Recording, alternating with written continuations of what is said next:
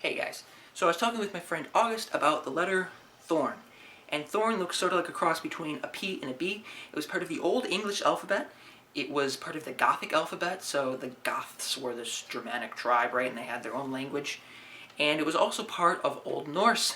And when I talk about Old Norse, I'm referring to the precursor to the modern Scandinavian languages. So things like Danish, Swedish, Norwegian, and Icelandic. And Icelandic is interesting because in addition to being one of the Nordic languages, it's also one of the few alphabets that still uses this letter Thorn.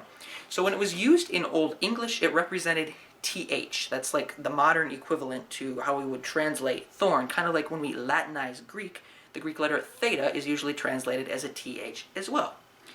So in Old English, sometimes they would use this letter Thorn, TH, and then add an E on the end, a little tiny E, either as like a superscript or connected to it, as an abbreviation for the word the, or the.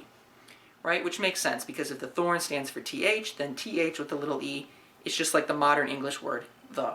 Okay, so where am I going with this? So when the printing press was invented, it was invented like in continental Europe.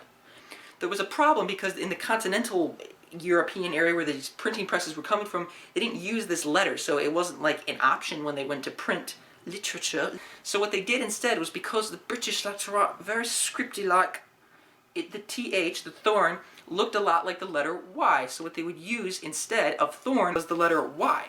So if they wanted to write the or the, they would do Y-E. Also, I've acknowledged the fact that British viewers probably were not going to give this video a thumbs up. Stop it! So a lot of times when we look at like restaurants or little like coffee shops, they try to seem like cute or quaint or Britishy. So what they do is they have ye in front of the name of the place, like ye old pizza parlor, right? And a lot of people will pronounce this exactly like I just did. They'll say ye as if it was the second person plural pronoun. So like in Espanol we say vosotros, or in Latin vos.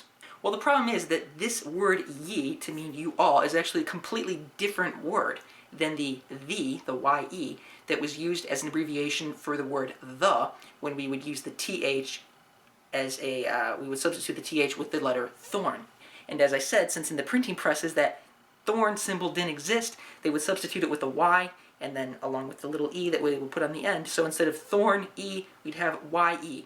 And it would have been pronounced, or it should be pronounced, when you see something like ye old coffee shop. You should pronounce it the old coffee shop, because that Y-E does not mean ye, it means, it's like the, it's just like an abbreviation for the, right? It's the letter Thorn. But since that letter doesn't exist now, and it didn't really exist back then in the printing press, they used the letter Y instead of that little PB symbol. And as a result, thousands, if not millions of people continue to mispronounce this when they see it. Stop it!